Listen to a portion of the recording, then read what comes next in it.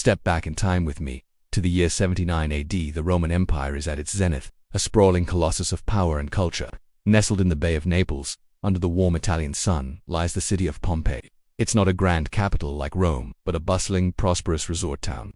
Wealthy Romans flock here for its beautiful villas, its vibrant markets, and its lively social scene. Imagine walking down its paved streets, the scent of fresh bread from the bakeries, the murmur of Latin chatter from the forums, and the distant cheers from the amphitheater. The people of Pompeii live their lives, full of love, ambition, and everyday worries, completely unaware that the serene mountain looming over them, Mount Vesuvius, is not a gentle giant, but a sleeping monster. For centuries, they've farmed its fertile slopes, admired its beauty, and never once suspected the cataclysmic power stirring deep within its core. They believed it was just another part of their idyllic landscape. They were tragically wrong. The morning of August 24th began like any other. The sun rose, casting a golden glow over the vineyards and olive groves. But around midday, the first sign of trouble appeared. A series of tremors, stronger than the usual minor quakes the region was accustomed to, shook the ground. Then, a deafening explosion, a sound unlike anything ever heard before, ripped through the air. Mount Vesuvius had awakened. A colossal column of smoke, ash, and pumice rock was blasted miles into the sky, forming a terrifying mushroom-shaped cloud that blotted out the sun, plunging the vibrant city into an eerie, premature twilight. Panic erupted. The very ground, once a symbol of stability, was now a source of terror. Birds fell from the sky, and a rain of small, light pumice stones began to fall, like a sinister gray snow. For the citizens of Pompeii, the world as they knew it was beginning to end. As the hours wore on, the situation grew more desperate. The light rain of pumice turned into a heavy bombardment of larger, denser rocks. Roofs began to creak and collapse under the immense weight. The air, thick with ash and toxic gases like sulfur dioxide, became unbreathable, choking and blinding those caught in the open. Imagine the chaos, the sheer terror. Families were separated in the darkness. People huddled in their homes, praying to the gods, while others made a mad dash for the sea, hoping to escape by boat. Pliny the Younger, a Roman author who witnessed the eruption from a safe distance across the bay, described the scene in his letters. A sea of darkness punctuated by flashes of fire, with people shrieking, wailing, and crying out to the gods. Their world had transformed from a sunny paradise into a vision of hell. The choice was stark: stay and risk being buried alive, or flee into a maelstrom of falling rock and poisonous air. For those who couldn't escape, the worst was yet to come. In the early hours of the next day, the second, even more lethal phase of the eruption began. The massive column of volcanic material in the sky, now too heavy to support itself, collapsed. It sent a pyroclastic surge, a superheated, fast-moving avalanche of gas, ash, and rock racing down the slopes of Vesuvius at over 100 miles per hour. This fiery cloud, with temperatures exceeding 500 degrees Celsius, was an unstoppable force of nature. It engulfed the nearby town of Herculaneum first, and then it slammed into Pompeii. It was an instantaneous death. The intense heat vaporized soft tissues. But the fine ash that followed perfectly encased the bodies of the victims in the exact positions they were in at their final moment. A mother clutching her child, a group of people huddled together for safety, a dog still chained to its post.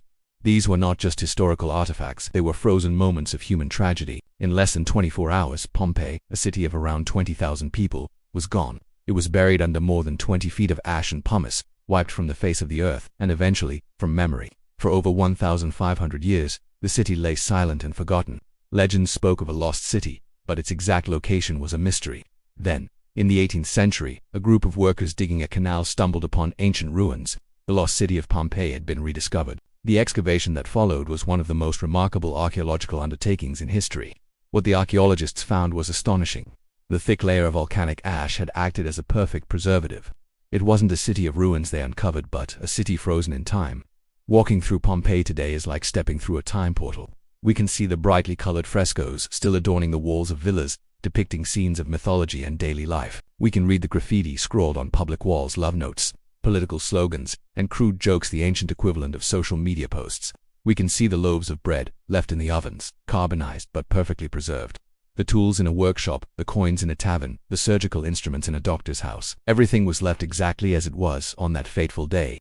This incredible level of preservation gives us an unparalleled, intimate glimpse into what it was like to live in the Roman Empire. We don't just learn about their society. We feel a direct connection to the people themselves. Perhaps the most haunting and poignant discoveries at Pompeii are the plaster casts of the victims. In the 19th century, archaeologist Giuseppe Fiorelli devised a brilliant technique. He noticed that the decomposed bodies of the victims had left hollow voids in the hardened ash. By carefully pouring liquid plaster into these cavities, his team was able to create detailed casts of the people of Pompeii at the moment of their death. These are not statues.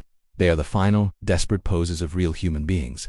We see their expressions of terror, their attempts to shield their faces, their final embraces. These casts are a powerful and gut-wrenching reminder of the human cost of this natural disaster. They transform the abstract tragedy into something deeply personal and relatable, forcing us to confront the fragility of human life in the face of nature's overwhelming power. The story of Pompeii is more than just a historical account. It's a profound and timeless lesson. It reminds us that civilizations, no matter how advanced or powerful they seem, can be rendered insignificant by the forces of nature. The Romans were masters of engineering, law, and military might, yet they were helpless against the volcano. Pompeii serves as a humbling reminder of our place in the natural world. It also speaks to the resilience of human memory and our enduring desire to connect with the past. Through the tireless work of archaeologists and historians, the voices of Pompeii, silenced for millennia, can once again be heard. Their story, preserved in ash, continues to fascinate, educate, and move us nearly 2,000 years later. The eruption of Vesuvius was a cataclysm of unimaginable proportions, an event that ended thousands of lives and buried a thriving city. But in its destructive fury, it also created a time capsule unlike any other. Pompeii is a window into a lost world, a place where history feels alive. The tragedy of its destruction is forever intertwined with the miracle of its preservation. It's a story of life, death, and rediscovery, a powerful testament to both the destructive force of nature and the enduring spirit of humanity. Its legacy is a reminder for us to appreciate the moments we have, for the ground beneath our feet is never as solid as it seems. Thank you so much for joining me on this journey back in time to the last days of Pompeii. It's a story that never fails to capture the imagination. If you found this video interesting and want to explore more incredible stories from history, please consider liking this video and subscribing to the channel. Your support means the world and helps us create more content just like this. We'll see you in the next one.